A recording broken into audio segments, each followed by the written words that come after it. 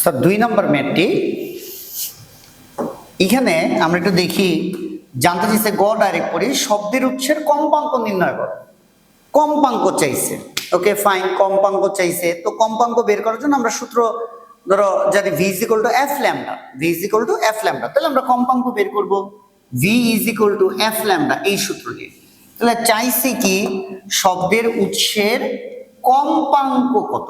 তাহলে তো sir f is equal to কি v by lambda। তাহলে f is equal to v বেগ, বেগ হচ্ছে স্যার বেগ। এখন বেগ কেমনে বের করবো? এটা তো একটা তরঙ্গ স্যার, তরঙ্গ কোন বেগে যায়? সমবেগে যায়। এই যে বাসাটা দেখো, যখনই দেখছি তরঙ্গ কোন বেগে যাবে? সমবেগে যাবে। এখানে একটা কি দিছে? এখানে দিছে দেখো তরঙ্গ 1.29 মিটার যায় এত সেকেন্ডে, অর্থাৎ একটা সময় দিছে আর একটা দূরত্ব দিছে। তরঙ্গ যায় সমবেগে, তাহলে সমবেগের সূত্র s is equal to vt। এখান থেকে আমরা বেগ বের করতে পারি s by t। v সমান সমান s হচ্ছে দূরত্ব, দূরত্ব হচ্ছে 1.29 মিটার। তাহলে 1.29 মিটার যাইতে সময় লাগছে কত? এই যে 3.75 into 10 to the power minus 3, 3.75 into 10 to the power minus 3। তাহলে আমরা পাইলাম বেগ। স্যার তরঙ্গ কোন বেগে যায়? সমবেগে যায়। সমবেগের সূত্র কি? s is equal to vt। তো এখান থেকে আমরা বেগ বের করে নিলাম। আমি কেমনে বুঝলাম s is equal to vt? ফার্স্টে দেখছি তরঙ্গ, তরঙ্গের জন্য সমবেগের সূত্র চিন্তা করছি, বা আমি এখানে যখন দেখছি একটা দূরত্ব দেওয়া, একটা সময় দেওয়া, তাহলে s is equal to vt থেকেই তো আমরা বেগটা বের করতে পারি। 1.29 ভাগ 3.75 into 10 to the power minus 3। Sir বেগ আসে 344। স্যার বেগ কত? 344 মিটার পার সেকেন্ড। এখন দরকার আমার একটা ল্যামডার মান। স্যার ভালো করে খেয়াল করো, ল্যামডাটার জন্য আমার এই যে 1.29 মিটার দেওয়া, সেটা ভালো করে দেখো, 1.29 মিটার দেওয়া। তো দূরত্ব থাকলে আমরা ল্যামডা বের করতে পারি। দেখো প্রথমটা সংকোচন, পরেরটা প্রসারণ। শীটটা কাছ থেকে ভালো করে দেখলে দেখবা প্রথমটা সংকোচন, পরেরটা প্রসারণ। তাহলে একটা সংকোচন আর প্রসারণ, সবুজ দাগ যতটুকু দিছি অতটুকুর ভিতরে একটা সংকোচন আর একটা প্রসারণ আছে।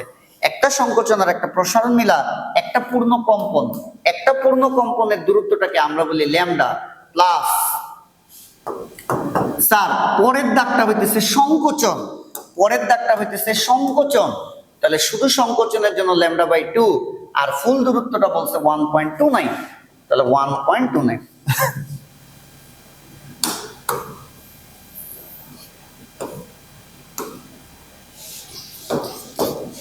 তো লসাগু কত? 2।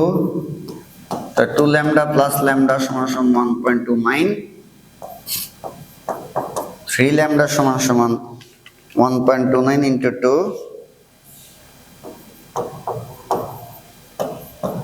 ল্যামডা সমান সমান 2.58 by 3।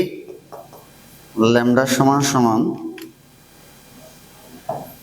0.86 মিটার। তাহলে এখানে বসালাম 0.86। দ্যাট মিনস ল্যামডা যেটা পাই সেটা বসাইছি। তাহলে 344 ভাগ 0.86,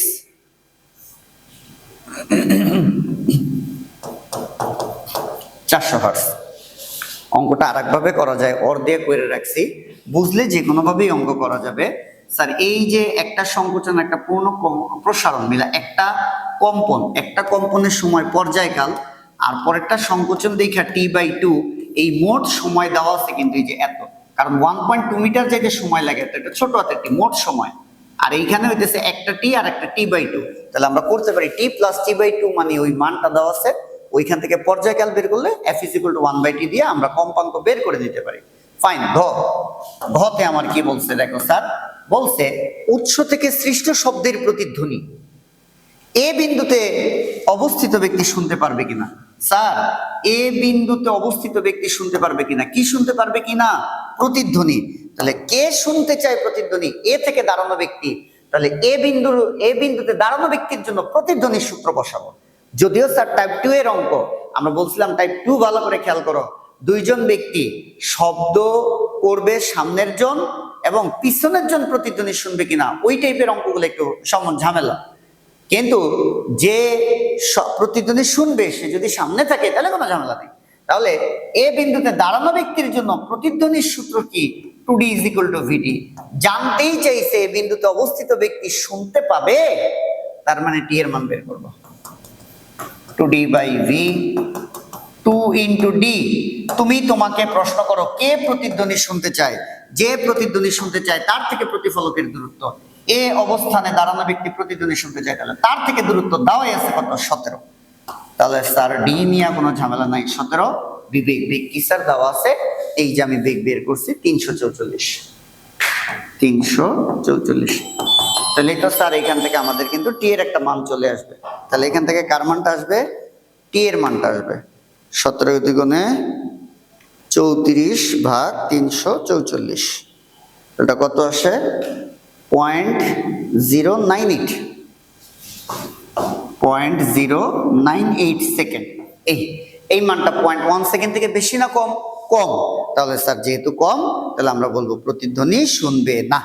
যেহেতু কম, তাহলে আমরা বলবো প্রতিধ্বনি শুনবে না।